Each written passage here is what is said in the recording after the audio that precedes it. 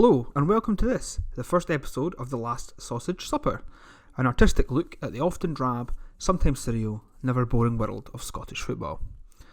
Tonight I'm joined by Hibs fan and co-host of our flagship podcast, Ben Davidson, as well as by our special guests, Fraser Liddle and Connor Pratt. Fraser brings over 20 years of Jambo suffering to the show, an emotion which is especially heightened this week, the 34th anniversary of the great Albert Kidd massacre. Connor's idols growing up were clearly Hugh Dallas, Willie Collum and John Rowbottom, leading to him dishing out cards like sweets every Sunday down your local park. Evening, gents. Evening, Baldy. Evening. How are we tonight? Loving life, ready to talk absolute nonsense. Fraser, how are we feeling in the finest week of the year? Albert Kidd Memorial Week. Well, you can just fuck off, and it's been nice talking to you. Thanks for starting this week. Connor, any secret updates you can give us from the SFA? Not yet. We've had our annually, we've had the AGM, so we've had our revenue costs and everything. So we're sitting with a wealthy budget just now, but apart from that, that's all we know. A wealthy budget? Trying to get the season underway as soon as we can when it's safe to do so. It could be closed doors. I would expect it to be closed doors. Is that season 2019-20 or 2020-21? I would say 2021. Champions. Bye, Fraser. Bye. Yes, so that means the Hearts are going down. Says postcard from Inverness. Well, well. what it does mean, it does guarantee a second season in a row with no trophy for Steven Gerrard. That is very true. On today, the second anniversary of his appointment at Rangers. How do we feel about Mr. Gerrard? As a person, as a manager, as a player. As a Rangers manager. I mean, he's not done anything that all the previous managers have done. They've all won nothing. He's the first Rangers manager since 1969. Peter, they've not been along that long. Yeah, I'm pretty sure they formed their club in 2012. Well, he's the first manager inside that building since 1969 to go 2 years without a trophy. Wow. To be fair, that does follow Ali McCoist. Are we counting the Petrofac Training Cup? Average, big cup. We've got Pedro Caixinha, didn't last 2 years, too busy fighting in a bush. Got Warburton, who couldn't beat Hibs in a final. True. But then, if you remember that final, the goalkeeper that day was absolutely on form. What was his name? Logan. Big Conrad Logan. What a man. Semi-final godsend. I mean, no, he still conceded 2 in a final. Didn't do too much in the final, but I'll take it. How do we think Rangers have come on? Have they improved on the field? I would say yes, in the sense that they're now doing quite well in Europe. I mean, they've still not won anything, but re-establishing themselves on that sort of platform has been good. So they were unbeaten in Europa League last season and this season at home, in qualifying and in the main stages, until they got beat by Leverkusen in round of 16. That was the first loss they took at Ibrox in European competition, which, I mean, is quite impressive. It's good to have like a sort of force at your home ground, but I mean, if you're not winning anything at the end of it, it's kind of irrelevant though. How irrelevant for a team like Rangers is that just now? I mean, they want to re-establish themselves because being a European draw gets you better players. I mean, look at Celtic, obviously getting in the likes of Edouard and all these people because they know that they're going to get given the stage to shine, and then obviously move on and further their career. Do you think the job he had to do at Rangers though was more of a job similar to what Brendan Rodgers did when he went to Liverpool, when he came to Celtic? In the fact that, well, not to win the league, that was a given, but to completely change the mentality of the club, to make them stronger in terms of being the Rangers of old, rather than necessarily. I don't think anybody expected them to win. I don't think they understand what they're saying, because they keep going on about this winning mentality, as if like a winning mentality isn't having like the mentality to win. Like, they need to actually portray that on the field. Like, they can go on about all they want having a winning mentality, but they're not proving it. They've not won anything.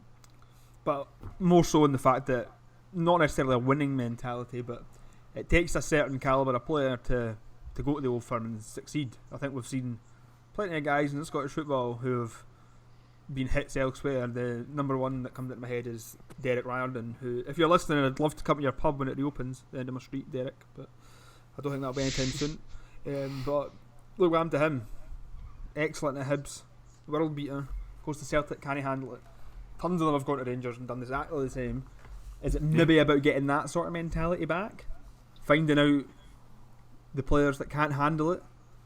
Finding out that there are a club of the stature again, rather than necessarily just winning things all the time? Well, when your captain is complaining about mentality and like when they play lesser teams and when teams are in their face, they can't handle it. That's never a good start. No, If I I may get butt that. in with that one though, I think another thing comes down to discipline. And as a referee, that squad is absolutely shocking for discipline, and Gerrard cannot support them and say that they're disciplined, because they're not. Because their star striker is an absolute nightmare. And personally, so far this year he's had, correct me if I'm wrong, but I think it's 4 or 5 red cards.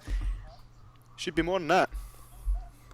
I mean, he's definitely improved in terms of his general attitude, he's a lot less of a but dafty now. I think it's undeniable that they're heavily over-reliant on Morelos, because since they came back from Dubai in December, they've been shocking, and he hasn't, he's been he hasn't invisible. scored. So, Well, if you look at as well with their injury hit squad, Defoe is out, and they had to go Nick Hibbs. Well, cancerous striker, Canberry. So I would say it was a good offload for Hibbs, but for Rangers, yet again, he's done nothing. when you look at the players that he has brought in, I think it's fair to say it's been a bit hit and miss. Alan McGregor, he's brought back a bit of solidity. I don't think he's the goal he was, but he's definitely still top level Scottish football. He's still as Raj as he was as well. Yeah, I mean, I think it's an absolute nut job. I think he'd walk into the Scotland team just now. I think we'd all agree with that. But I don't see anybody who'd go ahead of him. So No, because what have we got? Craig Gordon, Scott Bain, David Marshall. None of these guys are standing out at all. Two of them aren't even playing. John McLaughlin, he's picking the ball out the net in League One. So I think McGregor would walk in. Barisic, I would say, is the best left back in the country. Can't think of any other. First choice for Croatia. Yeah. Great pickup. Ryan Kent, probably paid too much for him. definitely paid too much for him, but I don't think he's the worst. No, I think on his day he's pretty close to unplayable. Yeah, it doesn't warrant the tag that they paid for him. I mean, he won that European tag against Braga on his own. Yeah. Oh yeah, single-handedly. With that goal, it was incredible, and he's played Celtic numerous times, and every time he seems to light the game up. Joe Aribo, I think, looks like a player. Clearly, he's got ability. Getting Hadji on loan, he's got Hadji on talent. loan. But then you look at some of the names I've got here. Eros Grezda. Who?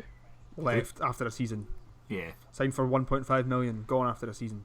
Played them in Europe. Did nothing. Gone. Kyle Lafferty comes in from Hearts. Goes, leaves. Does nothing.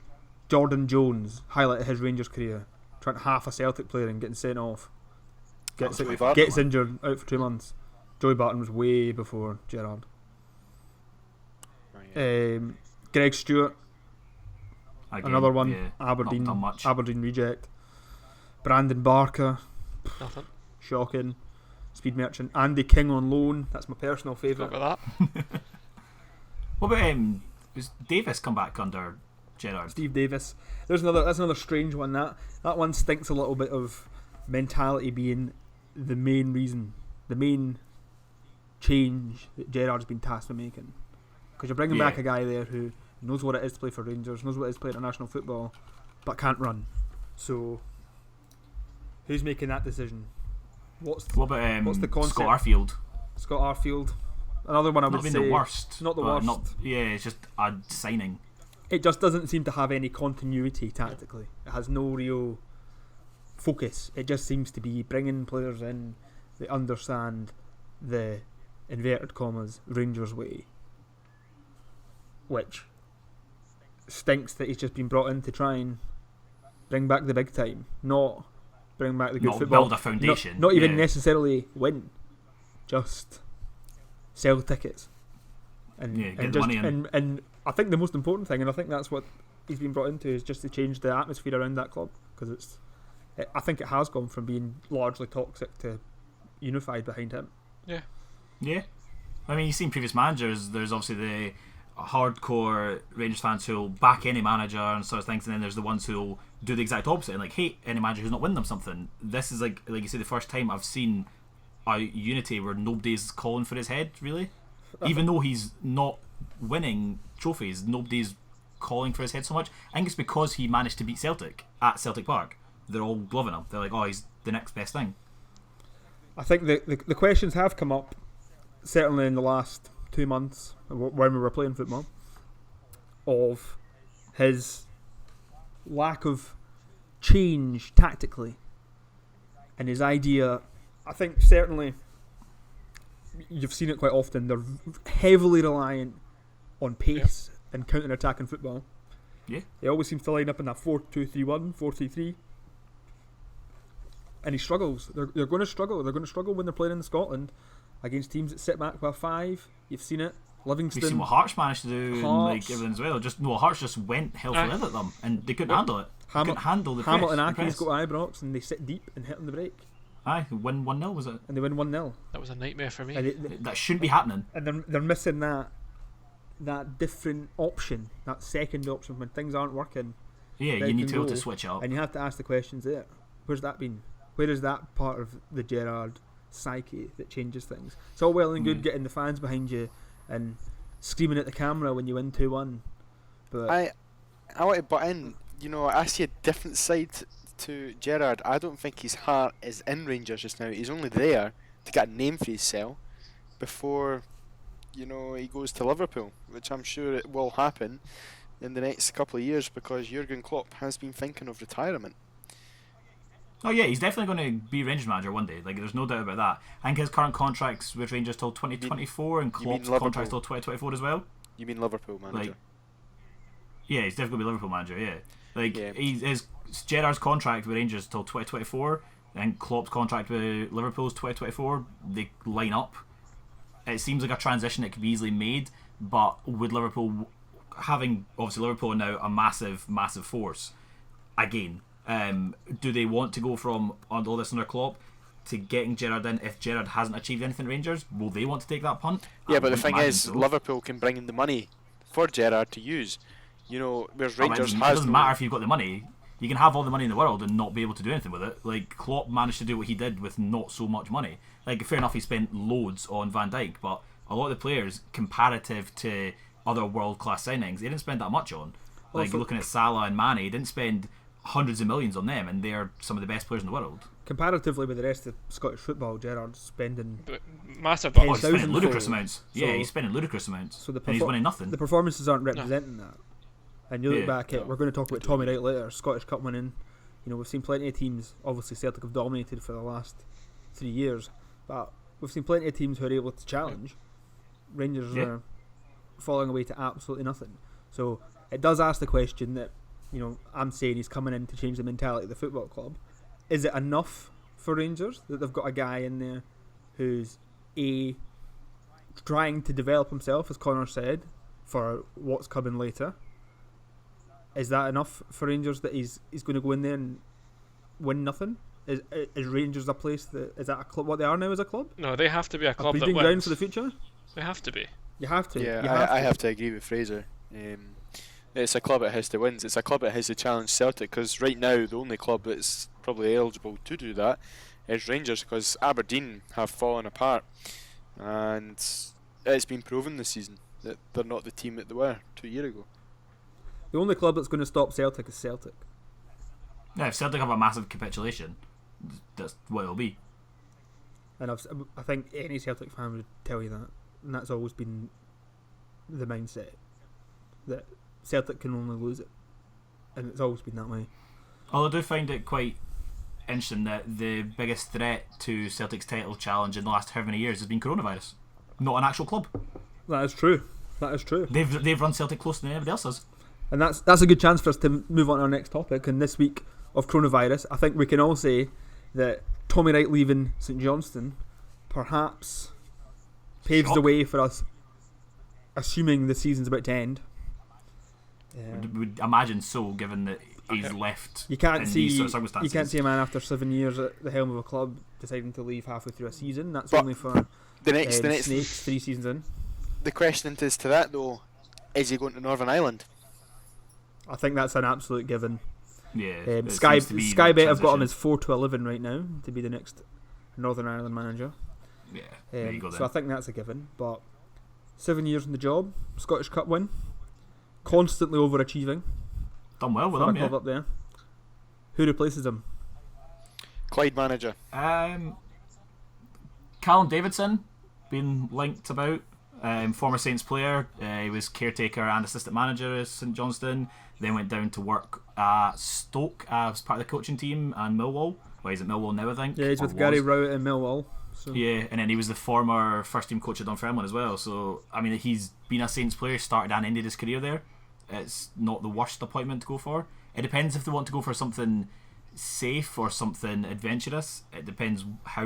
Where they would want you to go moving class forward. Davidson as safer, Well- adventurous? Where would I class Davidson as? Yeah. I would say bang in the middle. Yeah, he's both. He's safe in the sense that he's got some experience behind him, but he's adventurous, I suppose, that he's still quite young, so you could keep him for a while and then like allow him to develop there. Your sort of safer ones, maybe the likes of Stubbs, if you just want somebody in who's been in about the game, like Scottish game especially, management wise.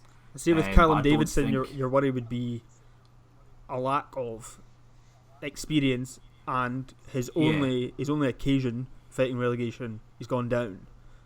St Johnstone, Yeah, one so of he the- doesn't have a great St Johnstone are record one of with those clubs where if it starts to go wrong, it can go very wrong very quickly. Yeah, And if they go down, they're probably not coming back up you anytime probably soon. won't see them again for a long time. Look Yeah. at Dundee United, Yeah. just up the road. Took them a fair while, and that's a bigger club than St Johnstone. Yeah, Tommy Wright has achieved I miracles. think he doesn't get the I think he it's doesn't get the plaudits he deserves for what he's done with absolutely St not. Johnstone. I mean, you look at that squad now as well. The average age must be about 25. Yeah, So- it's mental. They're getting young talent in who are there to play rather than just bringing in people who have had their time. And I would be surprised if he's ever paid money for a player. So, and that's 100% genuine. So I would Yeah, they're probably in a very good financial position. I would say he's performed some miracles at that club. So I mean, to win the cup in his first season as well. and Mental. that's why he's the automatic replacement in Northern Ireland. But that is the big question: who is it going to be? What are your thoughts? They need a manager that can challenge Hearts and Hibs and break into that top four. I don't think St Johnstone are ever going to break into that top four. I don't No. think that's. I think the St Johnstone aim has to be: do Top not six. change philosophy. Don't. I can't see why you would appoint a Jody Morris. I saw he was like with it after his swan song he had at St Johnstone. Now he's Frank Lampard's assistant at Chelsea, or a Danny Lennon. I don't know why. They're both glitzy and glamorous, but we've all seen what happens when you appoint a similar kind of guy. We've seen it. Hibs, Terry Butcher, complete Yeah. change of philosophy away from what they're used to. Down. Dundee United bring in Mixu Patalainen to replace Jackie McNamara. Down. Hearts have done it. Cathro try to play football on the deck. Change of philosophy. Down. I think Cathro's biggest issue is using the iPad. Well, Ian Cathro has a few, but I would appoint, if it was me, Davy Hopkin.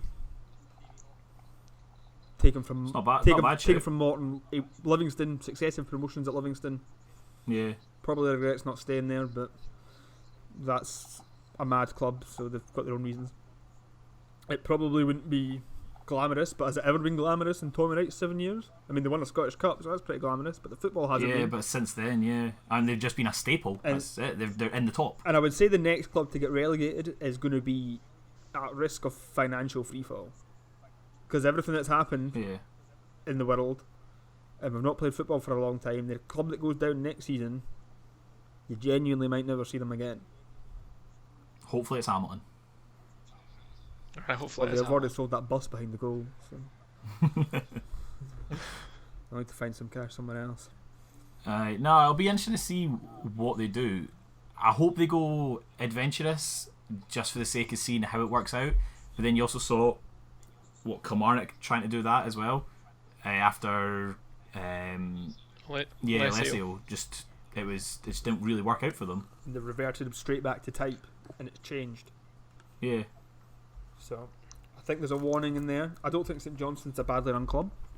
I'd say the exact opposite. They're a manager for 7 years. I think it'll be a sensible decision. Yeah, I think that their finances are in a good position for what sort of obviously for everything considering what's happening in the world. I don't think they're that bad off. So it'd be nice to see what the new manager gets given as well. As you say, obviously Tommy Wright not spending any money on any player really. Will this new manager come in and have money to spend? Not millions and millions and millions, obviously, but will he have what sort of budget to work with? I mean, I think you can expect to have absolutely nothing like the vast majority of Scottish Premier League teams.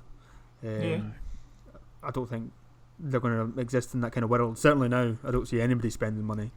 No, nobody will have any money to actively spend on the playing side of things in this country. I think even the old firm might struggle to do that, but I think they'll be okay. I wouldn't go for a Callum Davidson. I can't see a Jody Morris, a Danny Lennon. Steve, what about Paul Hartley?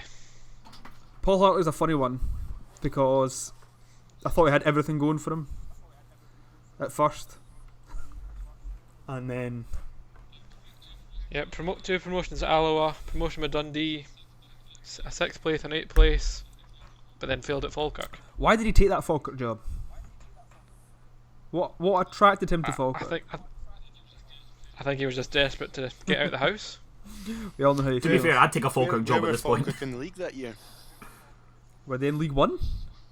No. Or did he take them into League One? No, they were still in the Championship, I think, at that point. I would say that's the same thing that bottom half of the Championship and were desperate for a manager. Yeah.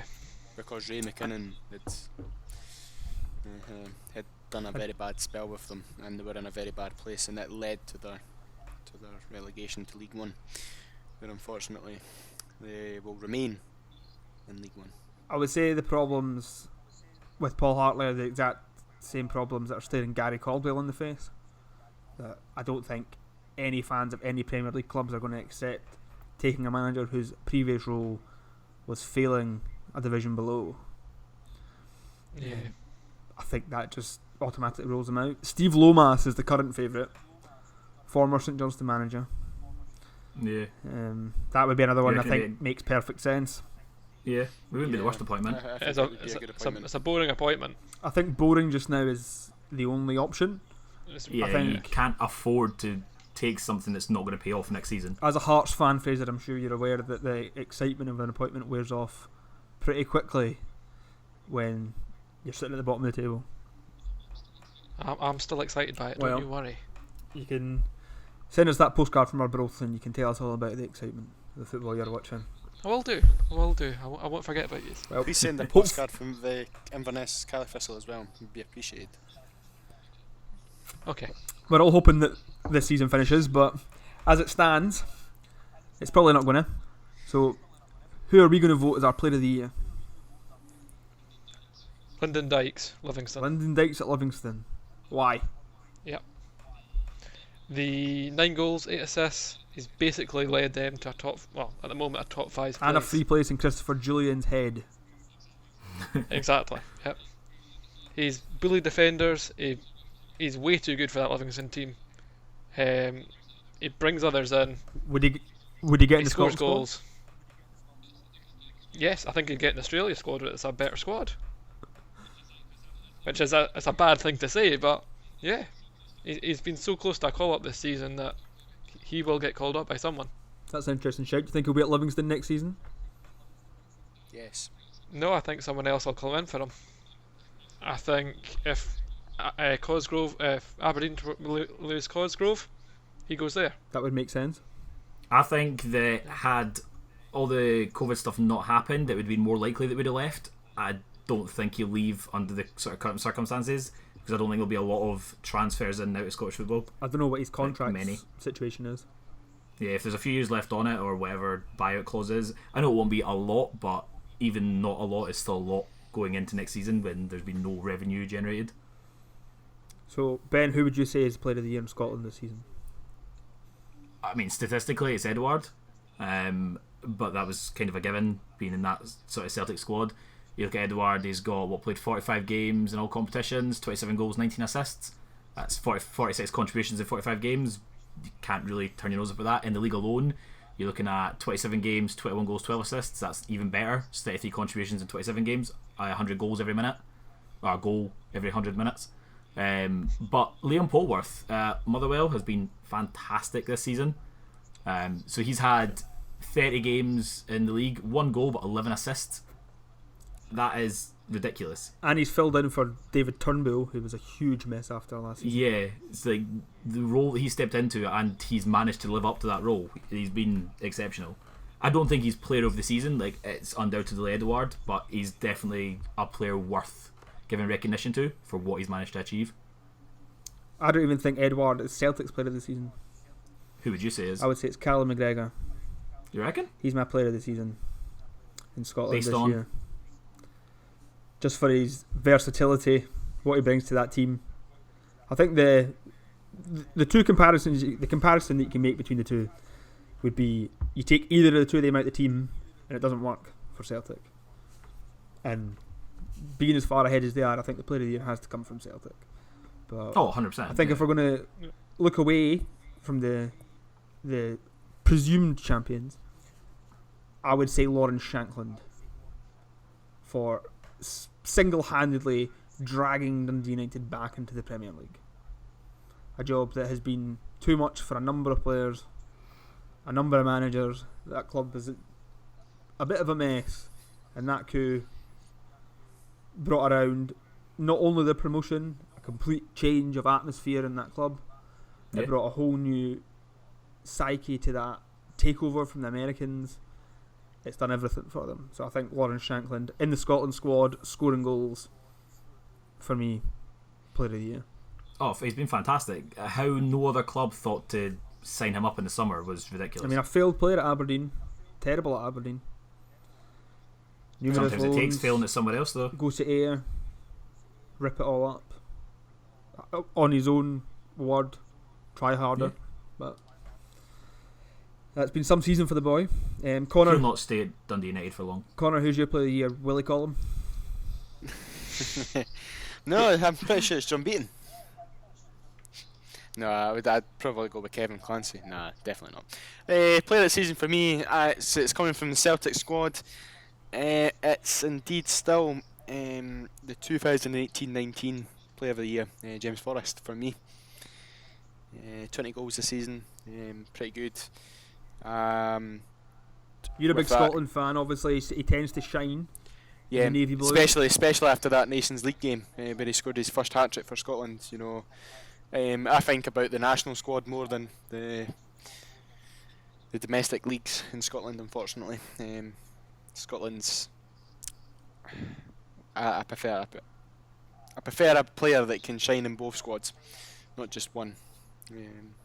And that's why I'm going with James Forrest, because he shows up to both games. Callum McGregor, not so. Shows up for Celtic day in, week out. But for Scotland, I don't think he shows up for Scotland. He shows up some games he doesn't. And it was shown against Kazakhstan a couple of years ago, out in Kazakhstan. He just didn't show up that game. And I think that was partially... I think a fair few of them didn't get off the flight, never mind turn up. Yeah. I think it was partially the Scotland backroom team that kind of killed that game by staying in British time whilst in Kazakhstan, which was a pretty stupid idea, but we know a lot of teams that go out to Kazakhstan in European competition that actually do that, and Chelsea were one of the teams, if I believe right, that done that in their Europa League final last year. Celtic did it prior to playing Shakhtar Karagandhi and they got beat 2-0, so maybe there's not a lot of joy around that. Maybe it's a Scottish thing. Definitely not. But who knows. Well, we've got you, Connor. SFA referee. Great experience. What is Willie Collum like? Yeah, it's good to be around a guy. Never kicked a ball in his life, as everyone says, but he's very knowledgeable in the football. But personally, I haven't worked with him yet. I'd like to work with him. See what refereeing techniques I can pick up. I think he's he's a fair ref, but he does make mistakes. But the thing I like about him is when he makes that mistake, he sticks with it. And I'm going to go back to the Europa League game this year with Roma, where Chris Smalling's touched his arm when his arm was down, and Willie had pointed to the spot. I mean, it almost broke Chris Smalling's nose. It hit him that clean in the face. Yeah. It was one of the top 5 worst Willie Collum decisions I've ever seen. And trust me, I've got a book. It was a pretty on appalling pish Willie decision. Collum decisions. It was a pretty appalling decision, and every referee will say that, and I think even he will say that now after looking back on it. But the thing I liked about that game was he kept himself calm. He had no VAR, and he stuck with his choice. And as a referee, I would say it's ballsy. But coming from a referee that can kind of keep his red card in his pocket, it's something else. Well, surely it's not about being ballsy as a ref, it's about being right. Yeah, it's about being fair and about trying to get every decision as right as possible. You're not in Scotland, you're not going to get every decision right, unfortunately. Not Or if you're in Scotland, you're not going to get any decision right. Well, some folks say that, but... As a referee, Connor, obviously VAR, everyone, it's been spoken about to an extent that we're all a bit pissed off with it. I've heard enough shitey jokes about it, I've heard everything. From a referee though, do you fear it? In terms of, you make a decision, this could be your big moment, and then a big screen appears and says, "You got that wrong, mate." And yeah, I do, because... stand in front of potentially 50,000 people and go, "I got that wrong," immediately. I personally don't want it, because I think it takes the job away from the referee. It's not like TMO in the rugby, where he does not get involved. The referee goes to TMO if he thinks there's a problem. I personally don't think VAR should be allowed to interrupt on the referee's officials. What about though if, say, a horrendous mistake's been made and the referee assumes it's fine? I'm talking Graham Poll 2 bookings, I'm talking Willie Collum, it's hit Chris Smalling square in the pus and he's given a handball. Should the VAR come in then? Should they whisper in his ear? That's bluntly when it's obviously wrong, not when it's hit and miss. I understand what you're saying about it could be a yard off, it could be active, it could be inactive, whatever. If it's a shocker, if it's a Willie, you're going to get your windows panned in if you're not careful here, did they go in your ear? Did they say to you, nah? Yeah. And that's why I want to take it back to the Europa game. If the VAR wasn't there, which wasn't there because it was a group stage game, I think VAR would have got involved straight away, because it was very, very clear that it was a smacker to the face. So personally, I'm 50-50 with VAR. I like it because it gets the right decisions. I've seen a few cards this year, it was a yellow card and the referee has upgraded it to a red. On a few occasions it has been the right call. And I don't agree with it with the offsides, and I take it back to the Premier League game against Wolves. The foot, his heel was offside. But, offside is offside, isn't it? What I would say, I've seen it once in live action, Celtic Park against Copenhagen. Obviously it made zero difference, but nobody saw that penalty, and as far as I'm concerned, it was fantastic, it was exciting, and it took them a minute. So I don't know why, if it can work like that, it should work like that everywhere. And for me, I think the English referees need to go on the European course, even if they're not FIFA qualified. They all need to go to that UEFA course, because they nail it. The VAR does not come in at all in European football, and I think you see it. When you went to Celtic Park when they were in the next round, VAR didn't come in at all till there was something that it drastically needed involved with. Well, we'll see how it all goes when we're all back playing football eventually, but hopefully you get some VAR when you're refereeing your next game down at Pilton. I honestly don't think it needs VAR. I'd prefer goal line technology. Well, you can have both. I think we should just. I think we VR should replace referees with a robot. makes Then it'll take a while before either of those two reach Scotland, especially now after the finances taking a massive hit. Yeah, definitely. Well, we've had linesmen standing 1 foot away from a man punching the ball off the line in a major Scottish semi-final. Insert clip of Inverness Caledonian Thistle 3, Celtic 2, Kevin Clancy. But we'll see. I think Scottish football's got a few more problems than VAR. And Oh, most definitely. I'm sure There's we'll find more fundamental problems. But that's all we've got time for, gentlemen. We've run way over. Our half an hour pod has gone on for, I think 3 weeks. I'm pretty sure the league season started and finished the game. But That was a good season, that was. it was. But join us next week. Me and Ben will be discussing the team of the decade in Scottish football. wait. Last 10 years. I'm sure we'll throw in some absolute belters. mind benders like Lyndon Dykes up front. Thanks for joining us this week, guys. See you next week.